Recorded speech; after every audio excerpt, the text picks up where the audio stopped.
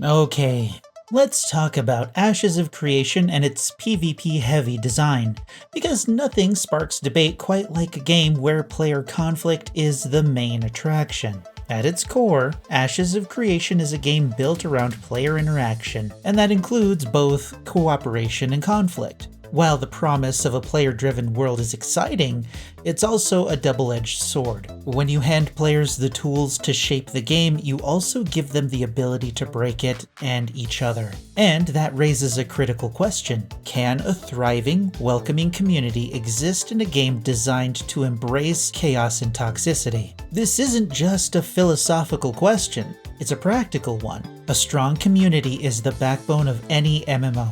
Without it, economies collapse, parties dry up, and the game world starts to feel like a ghost town. But building that community in a PvP-focused game means navigating a minefield of potential toxicity, balancing freedom with fairness, and creating systems that encourage conflict and engagement without driving people away. So, as players push the boundaries during Ash's testing phases, the real challenge isn't just refining mechanics, nerfing mages, and somehow ignoring bards. It's figuring out how to keep players invested and engaged, even when the game and the players push them into the mud and kick them when they're down.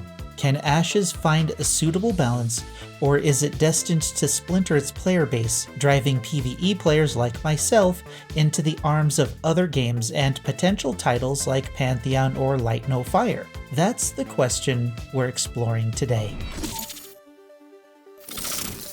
The allure of open-world PvP is undeniable. It's a playground of risk and reward where every player interaction can lead to triumph or disaster. In Ashes of Creation, the PvP system isn't just another mechanic, it's the catalyst for much of the game's emergent storytelling.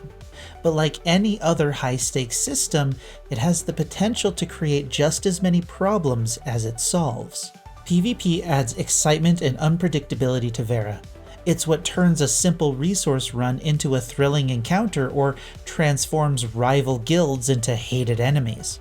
However, it's also fertile ground for griefing and harassment, behaviors that can sour the experience for anyone without the time or energy to get good.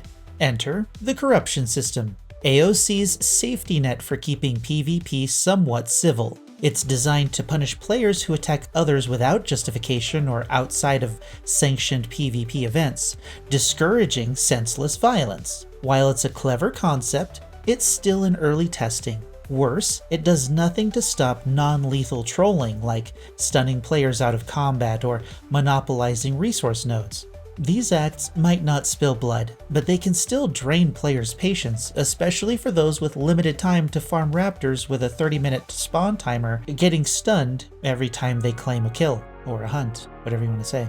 For Ashes to succeed, Intrepids need to ensure its PvP systems strike a balance, encouraging meaningful conflict while curbing behaviors that ruin the experience for others. It's a delicate balancing act, but one that's essential for creating a game that's both competitive and accessible. In a PvP-driven world like Ashes of Creation, guilds and alliances are more than just social groups. They're survival mechanisms. Whether you're looking to dominate on the battlefield, control resources, or simply fend off hostile players, strength in numbers is key. A well-organized guild can turn even the harshest environment into a thriving community for its members. Guilds aren't just about power, though. They're also where the game's strongest friendships and rivalries are forged. From coordinating node attacks to protecting caravans, guild activities demand teamwork and strategy, creating opportunities for players to build long-lasting connections. But what happens when the scales tip too far? The threat of mega guilds looms large over Ashes. These juggernauts have the potential to monopolize resources, dominate PvP events, and squeeze smaller groups out of the game. While Intrepid has hinted at systems to limit the power of larger guilds, like guild size caps and diminishing returns on rewards, it's unclear how effective these measures will be until they're put in practice. Guilds shape the game's social and competitive landscape, turning Vera into a world defined by its player dynamics. For Ashes to thrive, Intrepid must ensure that guilds of all sizes, whether ambitious or modest, have the tools and opportunities to carve out their place in the world. But no amount of game design can fully predict how players will behave in a PvP-heavy environment, and Ashes of Creation is no exception. Systems like corruption and caravan events aim to guide player interaction,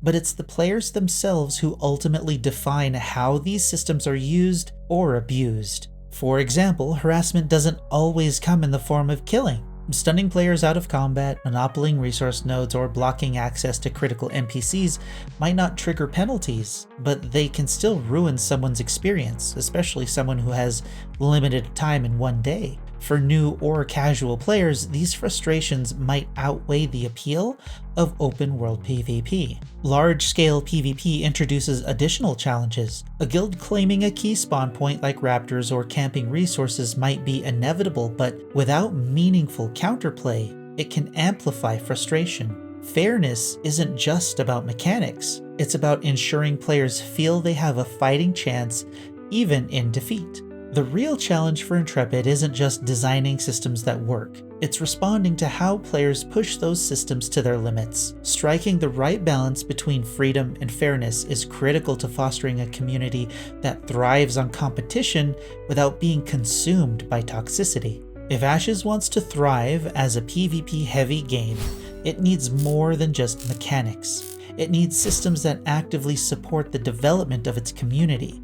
While PvP is often the centerpiece of interaction, the foundation of a lasting MMO lies in the tools it gives players to connect, collaborate, and recover from setbacks. Intrepid has already taken steps in this direction, like new player protections in starter zones and respawn safeguards at Ember Springs. These systems aim to mitigate frustration for newcomers or even seasoned players, but they're only the tip of the iceberg. For Ashes to succeed, it must expand these protections and strike a delicate balance between making PvP engaging and ensuring that losses feel fair. Guild-specific objectives, group-based rewards, and social systems like mentorship programs could go a long way toward fostering collaboration.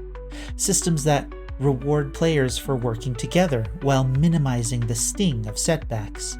Those sort of things will be key to building a community that thrives on competition rather than conflict. Ultimately, Ashes must offer players the tools to feel they're a part of something greater than themselves. A strong community doesn't just happen. It's built with intention, one system at a time. At the heart of Ashes of Creation is a bold experiment. To create a game where player freedom drives the world forward, for better or worse. It's a lofty goal, but one that comes with significant challenges, especially in a PvP-heavy environment where conflict is inevitable and toxicity can flourish if given the chance. What Intrepid has shown so far is promising, but the real test lies in how they adapt their systems to player behavior.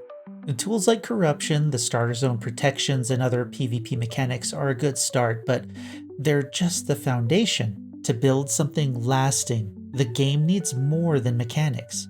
It needs systems that encourage players to stick around even when they lose, and a community that thrives on competition without devolving into toxic chaos. So can a community truly thrive in a PvP-centric game like Ashes of Creation? In the end, it's not just up to Intrepid, it's up to the players. By testing the limits and providing thoughtful feedback, we're not just answering the question, we're helping Ashes become the game we all hope it can be. And that's all I have for you today. You're welcome.